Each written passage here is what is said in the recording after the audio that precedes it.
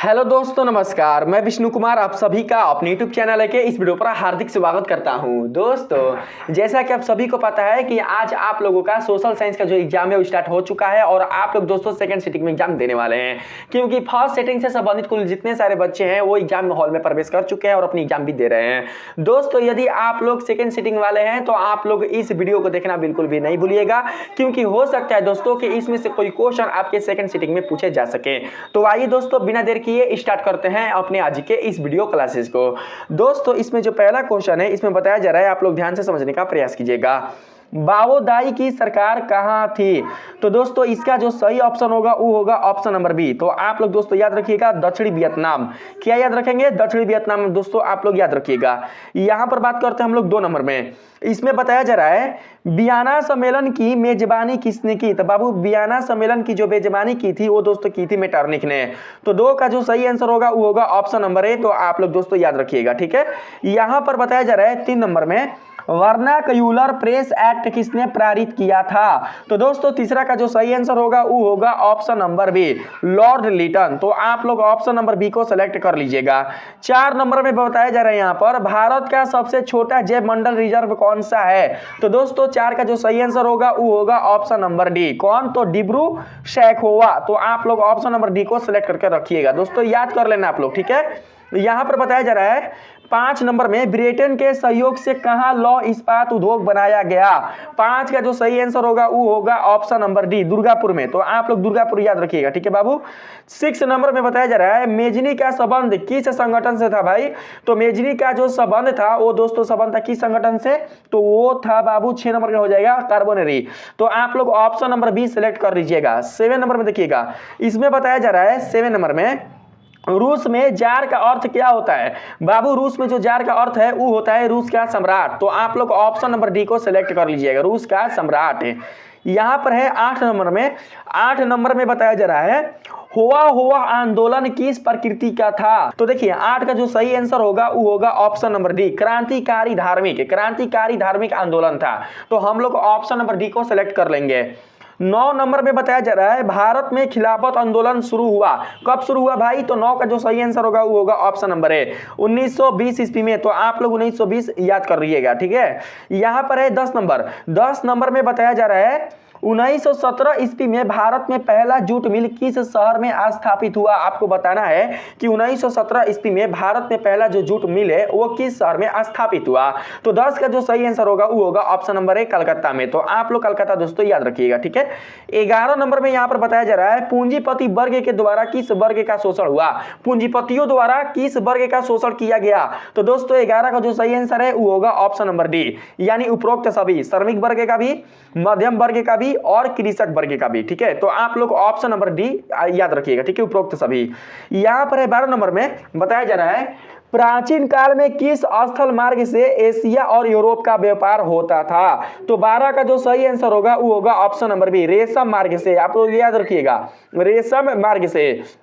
13 number में यहां पर बताया जा रहा है, गुटेनबर्ग ने सर्वप्रथम पुस्तक की छपाई की। गुटेनबर्ग ने सर्वप्रथम पुस्तक की छपाई की, यानी किस पुस्तक की छपाई की? तो 13 का जो सही आंसर होगा वो होगा ऑप्शन नंबर डी, बाइबल पुस्तक की छपाई की। आप लोग याद रखिएगा। 14 नंबर में यहां पर बताया जा रहा है, राष्ट्रपिता के नाम से किसे जाना जाता है? तो बाबू, राष्ट्रपिता के नाम से महात्मा गांधी को जाना जाता है। तो ऑप्शन नंबर बी आप लोग याद रखिएगा, अर्थात महात्मा गांधी आप लोग याद रखिएगा, राष्ट्रपिता के नाम से उन्हीं को जाना जाता है। 15 नंबर में यहां पर बताया जा रहा है, आप लोग समझ के रखना बाबू। 15 नंबर में है, कौन सा सामाजिक वर्ग बुद्धिजीवी वर्ग के रूप में उभर कर आया? तो 15 का जो सही आंसर होगा वो होगा ऑप्शन नंबर डी, मध्य वर्ग उभर कर आया था, ठीक है। बात करते हैं यहां पर 16 नंबर प्रश्न में। तो आप लोग 16 नंबर प्रश्न को समझने का प्रयास कीजिएगा। 16 नंबर में बताया जा रहा है, यूरोपीय सभ्यता का पालना किसे कहा जाता है भाई? यूरोपीय सभ्यता का पालना। तो 16 का जो सही आंसर होगा वो होगा ऑप्शन नंबर डी, यूनान को। तो आप लोग यूनान दोस्तों सिलेक्ट करके रखिएगा। यहां पर बताया जा रहा है 17 नंबर में, 1917 की रूसी क्रांति के समय किस जार का शासन था भाई? 1917 की रूसी क्रांति के समय किस जार का शासन था? तो दोस्तों 17 का जो सही आंसर होगा वो होगा ऑप्शन नंबर डी, निकोलस द्वितीय। तो आप लोग ऑप्शन नंबर डी, निकोलस द्वितीय याद रखिएगा।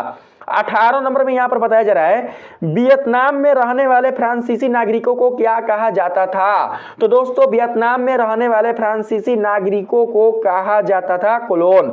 तो आप लोग कोलोन याद रखिएगा, ठीक है, ऑप्शन नंबर सी सही होगा। 19 नंबर में बताया जा रहा है किस खनिज को उद्योगों की जननी माना गया है। तो बाबू लोहा। तो हम लोग 19 का सही answer option number C select कर लेंगे, ठीक है बाबू।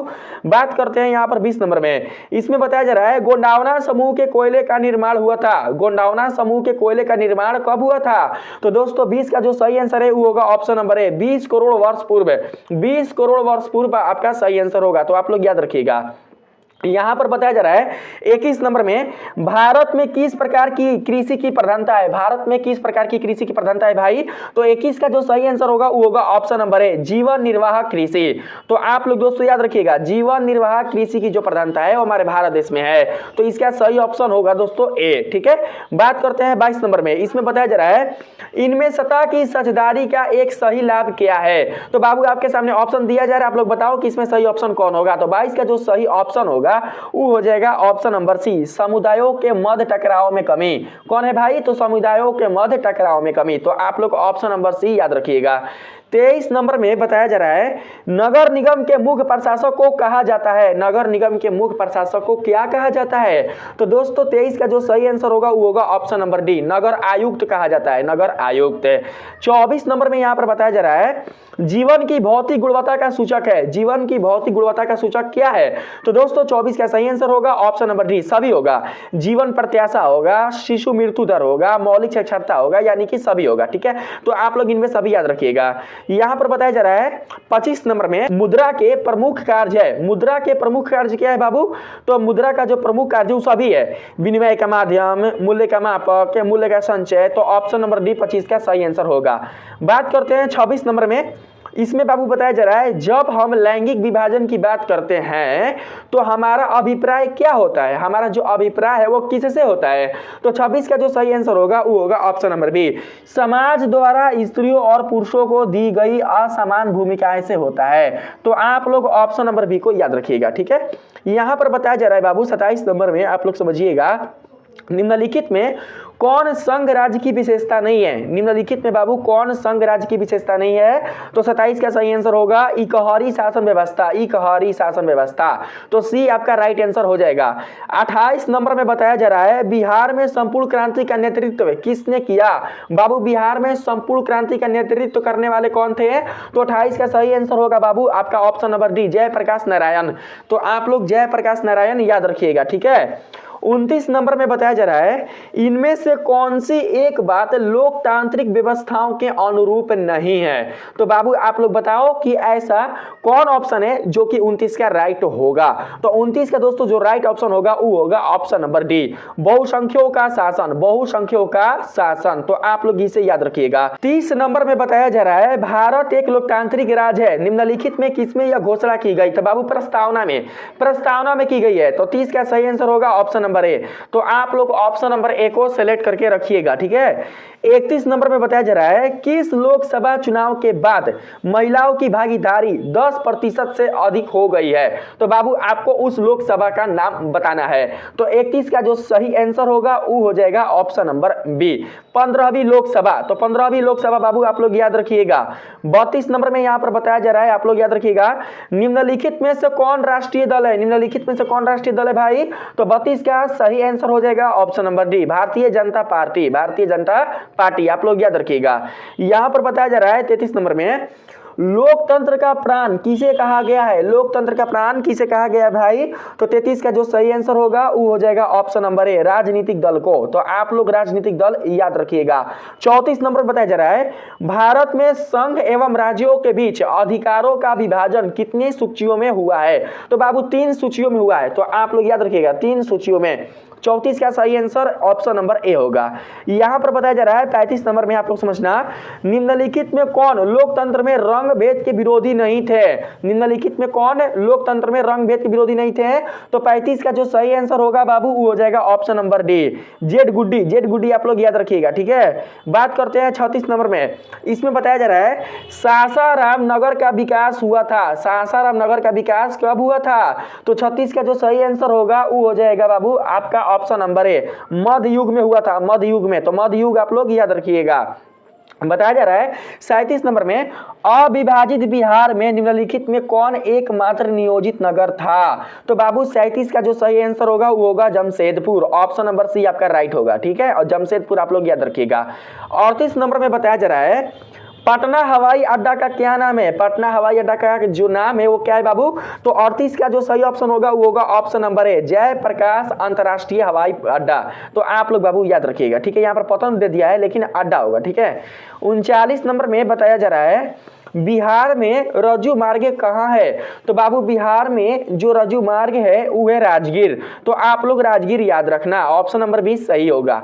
40 नंबर में बताया जा रहा है बिहार में खनिज तेल की संभावना है। बिहार में खनिज तेल की संभावना बाबू कहाँ पर है? तो 40 का सही ऑप्शन होगा हिमालय क्षेत्र में। तो आप लोग ऑप्शन नंबर ए याद रखिएगा, ठीक है।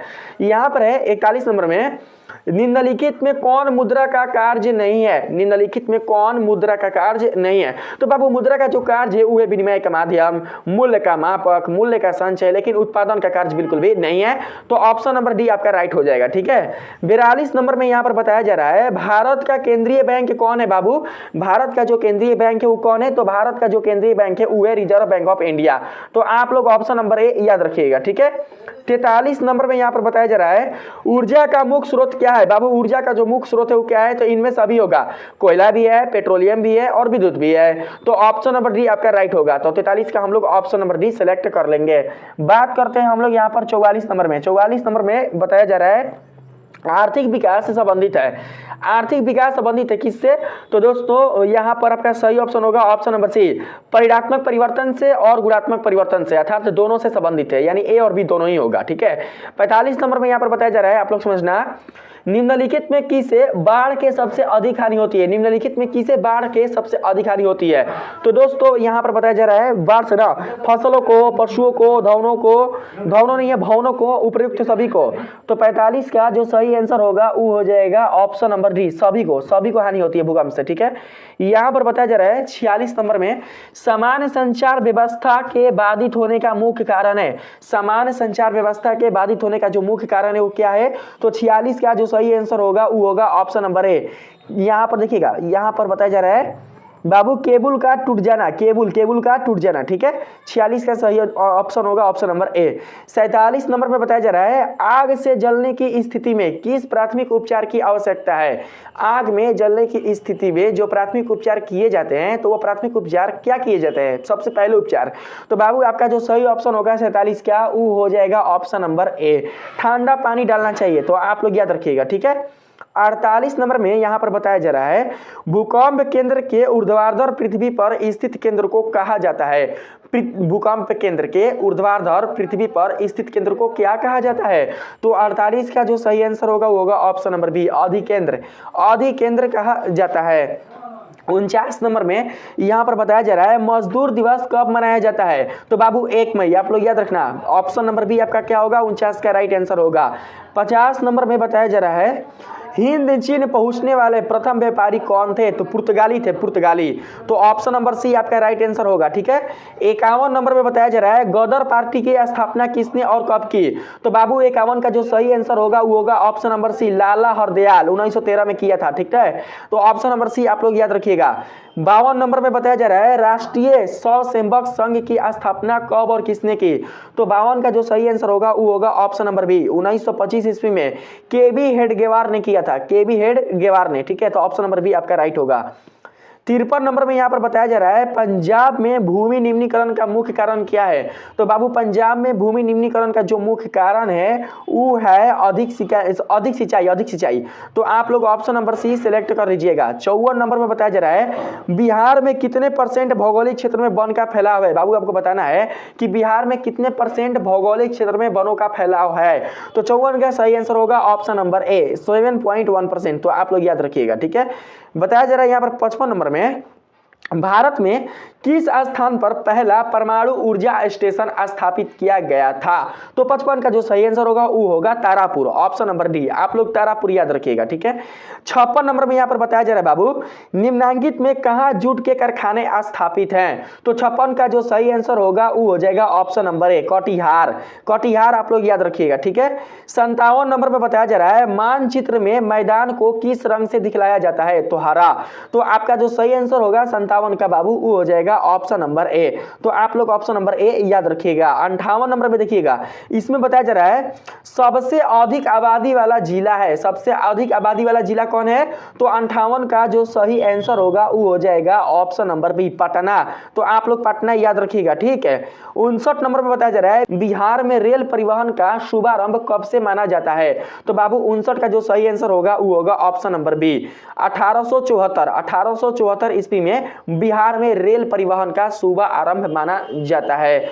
60 नंबर में बताया जा रहा है, बिहार राज्य की कितनी प्रतिशत जनसंख्या कृषि कार्य में लगी हुई है? बाबू आपको बताना है कि बिहार की कितनी प्रतिशत ऐसी जनसंख्या है जो कि कृषि कार्यों में लगी हुई है। तो 60 का जो सही आंसर होगा वो हो जाएगा ऑप्शन नंबर ए, 80%। 80% आपका राइट होगा, ठीक है। 61 नंबर में बताया जा रहा है, क्षेत्रवाद की भावना का एक कुपरिणाम है। तो बाबू 61 का जो सही आंसर होगा वो होगा ऑप्शन नंबर डी, अलगाववाद। अलगाववाद आप लोग याद रखिएगा, ठीक है। 62 नंबर में यहाँ पर बताया जा रहा है, व्यापारिक बैंक का राष्ट्रीयकरण कब किया गया? व्यापारिक बैंक का राष्ट्रीयकरण कब किया गया था? तो 62 का सही आंसर होगा ऑप्शन नंबर सी, 1969 ईस्वी में किया गया था, ठीक है।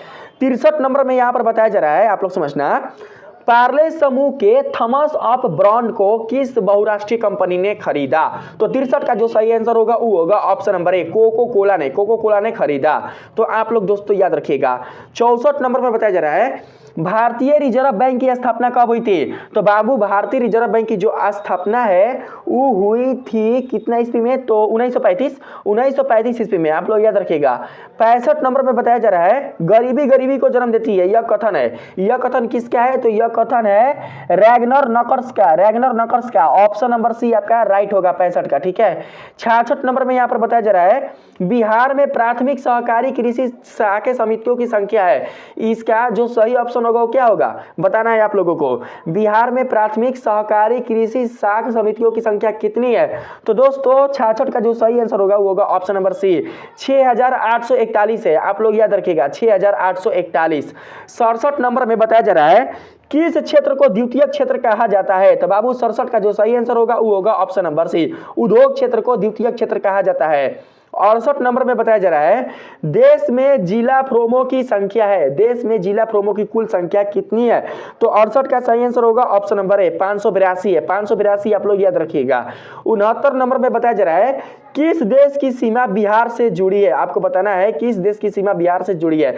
तो बाबू 69 का जो सही आंसर होगा वो हो जाएगा ऑप्शन नंबर ए, नेपाल, क्योंकि नेपाल को बिहार का पड़ोसी देश भी कहा जाता है। 70 नंबर में यहाँ पर बताया जा रहा है, आप लोग समझना, किस देश को भूकंपों एवं ज्वालामुखियों का देश कहा जाता है? ऐसा कौन सा देश है जहां पर भूकंप और ज्वालामुखी बहुत ही ज्यादा मात्रा में आती है? तो दोस्तों 70 का जो सही आंसर होगा वो होगा ऑप्शन नंबर ए, जापान। आप लोग जापान दोस्तों याद रखिएगा, ठीक है। 71 नंबर में बताया जा रहा है, पारादीप पतन किस राज्य में स्थित है? पारादीप पतन किस राज्य में स्थित है भाई? तो 71 का जो सही आंसर होगा वो होगा ऑप्शन नंबर ए, उड़ीसा में। आप लोग याद रखिएगा। 72 नंबर में यहाँ पर बताया जा रहा है, गेहूं उत्पादन में विश्व में भारत का स्थान है। तो बाबू गेहूं उत्पादन में विश्व में भारत का जो स्थान है वो है दूसरा। तो आप लोग ऑप्शन नंबर बी याद रखिएगा। 73 नंबर में यहां पर बाबू बताया जा रहा है, किस देश में बहुदलीय व्यवस्था नहीं है? ऐसा कौन सा देश है जहां पर बहुदलीय व्यवस्था नहीं है? तो वो है ब्रिटेन। तो आप लोग ऑप्शन नंबर डी याद रखिएगा, ब्रिटेन। 74 नंबर में बताया जा रहा है, जनता दल यूनाइटेड पार्टी का गठन कब हुआ? जनता दल यूनाइटेड पार्टी का गठन कब हुआ था? तो 74 का सही आंसर होगा ऑप्शन नंबर बी, 1999 में हुआ था, ठीक है। 75 नंबर में बताया जा रहा है, भारतीय जनता पार्टी के प्रथम अध्यक्ष कौन थे? तो बाबू आपको ये याद होगा। तो 75 का सही आंसर होगा Atal Bihari Vajpayee. Option number D आपका राइट हो जाएगा, ठीक है। 76 नंबर में बताया जा रहा है, 76 नंबर में, चिपको आंदोलन निम्नलिखित में से किससे संबंधित है? तो बाबू यहाँ पर आप देख सकते हैं पेड़ काटने के विरोध से। 76 का जो सही आंसर होगा वो हो जाएगा ऑप्शन नंबर ए। आप लोग याद रखिएगा, पेड़ काटने के विरोध से। 77 नंबर में बताया जा रहा है, दल बदल कानून निम्नलिखित में किस पर लागू होता है? तो बाबू 78 का जो सही आंसर होगा वो होगा ऑप्शन नंबर ए, सांसदों और विधायकों पर लागू होती है। कहां पर? तो सांसदों और विधायकों पर। ठीक है, आप लोग याद रखिएगा। 78 नंबर में बताया जा रहा है बिहार में पंचायती राज संस्थाएं हैं, बिहार में पंचायती राज जो संस्थाएं हैं वो कितनी है? तो बाबू 78 का जो सही आंसर होगा वो होगा ऑप्शन नंबर सी, वो बाबू 3 है, 3 स्तरीय वाली है। ठीक है, तो आप लोग याद रखिएगा।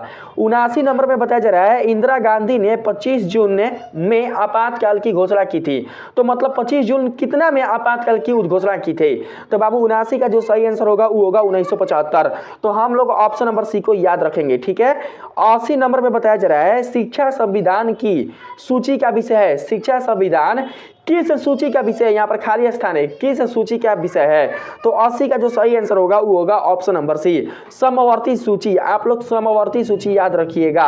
तो इस प्रकार से दोस्तों आप लोगों ने देखा कि मैंने आप लोगों को इस वीडियो से संबंधित सोशल साइंस के कुल महत्वपूर्ण 80 प्रश्नों को करा दिया।